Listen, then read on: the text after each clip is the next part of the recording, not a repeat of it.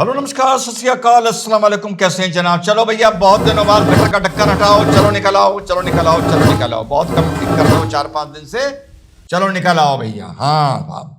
तो आज जो मैंने वीडियो अपलोड किया था जिसमें मैंने बोला था कि जो ईरान की आर्मी कर रही है वो कोई भी आर्मी कर सकती है, कुछ भी कर सकती है, इसमें कोई बड़ी बात नहीं है। सिर्फ देश के इंसान होने का फर्क है, इंसानों और हैवानों का फर्क पता चलता है।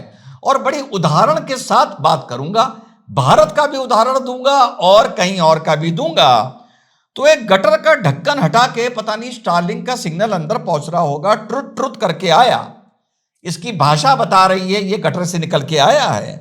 तो ये लिखता है कि आज, जैसे मैंने वीडियो में बताया था कि भैया शाहीन बाग भी 30 मिनट में खाली हो सकता था, पर नहीं हुआ। और उस टाइम मैंने ये भी बोला था, सुन ले गटर के, कि अगर शाहीन बाग को लेकर भाजपा राजनीति कर रही है तो लानत है भाजपा पर, ये बोला था। तो अब सुनते हैं कि तेरा कमेंट क्या था और तूने बहुत गलती कर दी मुझे छेड़कर। हाँ, ये तेरी एनालिसिस है रिजवान। शाहीन बाग से कंपेयर कर रहा है जहां एक तरफ पीसफुल प्रोटेस्ट हुआ और दंगे भड़काए गए और बाहरी कोई एंगल नहीं था।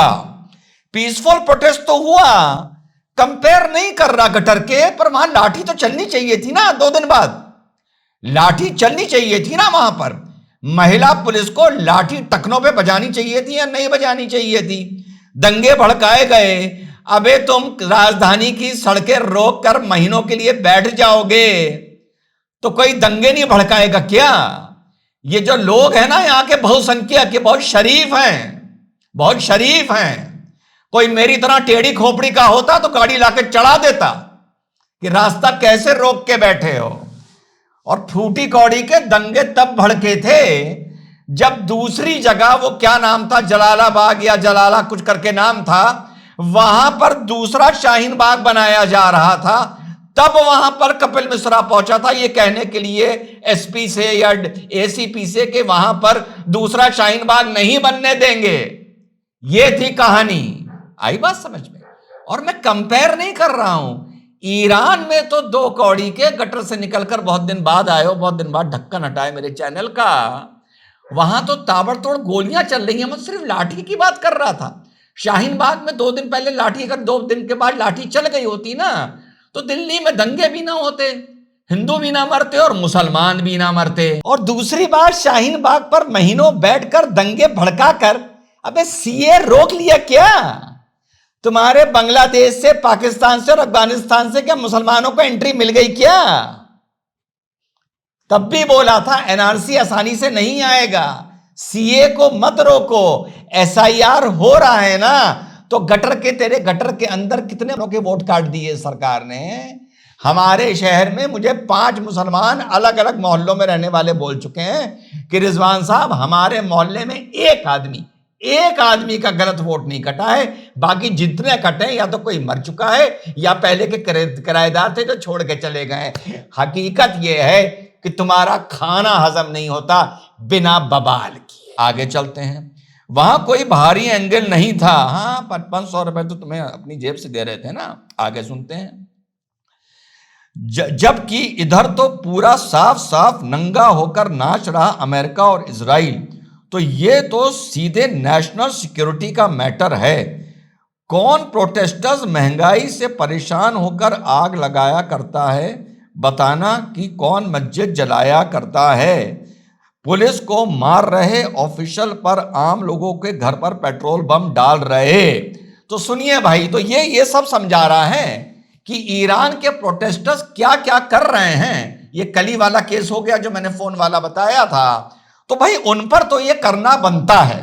तो हरामजादे, तुम्हारे श्रीनगर में नेशनल सिक्योरिटी के मैटर को लेके जो हरामजादे पुलिस पर पेट्रोल बम और पत्थर मारा करते थे, तो तुम्हारे हिसाब से तो इस देश की फौज ने गलती करी। उसे ईरान की तरह ऐसे पत्थरबाजों पे भी 300, 500, 600 एक दिन में गिरा देने चाहिए थे ना। अब बोल, गिरा देने चाहिए थे ना, नहीं गिराए। तेरे ही कमेंट से 2 कौड़ी के तुलना करके जवाब दे रहा हूं, गिरा देने चाहिए थे ना। तो तेरे हिसाब से पुलिस पर जब भी पत्थर चले, जब भी पेट्रोल पंप जले, फेंका जाए, तो तेरे हिसाब से भारत की पुलिस को भी ईरान की तरह अपनी हरकत में आ जाना चाहिए ना। तेरा ही कमेंट है जलील, और तेरे ही कमेंट से तेरी तरह के लोगों को आज बहुत दिनों बाद मैंने ढक्कन हटाया है। उसके बाद तो क्या लिख रहा है, ईरान यहां जो कर रहा है बहुत सही कर रहा है, उसे यही करना चाहिए, भारत से कंपेयर मैटर नहीं करना चाहिए। क्यों? तेरे कश्मीर में जो पत्थर चलते हैं उनसे कंपेयर नहीं करना चाहिए, जो पेट्रोल बम छतों से चलते हैं उससे कंपेयर नहीं करना चाहिए, है ना? सही है। चलो उसके बाद कुछ और ये ज्ञान दे रहा है, रिजीम चेंज करना, पूरे ईरान को ये करना वो करना। तो एक तो मैंने कश्मीर का एग्जाम्पल दे दिया तुझे फूटी कौड़ी के।